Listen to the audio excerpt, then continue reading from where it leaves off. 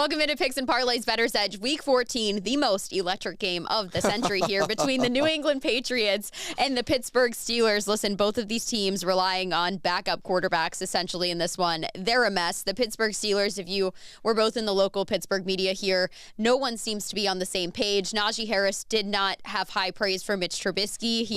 He wasn't backing him up in any way. Deontay Johnson said that they took the last two teams that they've played lightly in some cases. So it's just a mess all over the board, and somehow the Steelers are still a 6-point favorite in this one, and that's because of how bad the Patriots have looked. But I personally don't think I'm going to be able to lay those points with the Steelers. Pony, what about you? No way. No how. And I've been a New England bettor for most of the year, and that has not done much for me. That's one of the things that have emptied my sports book account. But look, first of all, Belichick has a mastery over Tomlin, and most of it is with Brady as the quarterback, so you have to take that into account. However, last year these two teams met in Pittsburgh in the Steelers' home opener, and New England won and found a way with Mac Jones to beat Mitch Trubisky, who's back at quarterback for the Steelers. And that's the problem with Trubisky.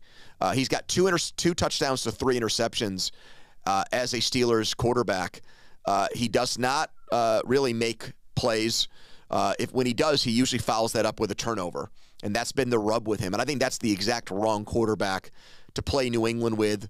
The extra possessions could win the game for New England. To me, they would be better off. I can't believe I'm saying this, but if the Steelers started Mason Rudolph against New England here, I think you'd have a more consistent approach to the quarterback position.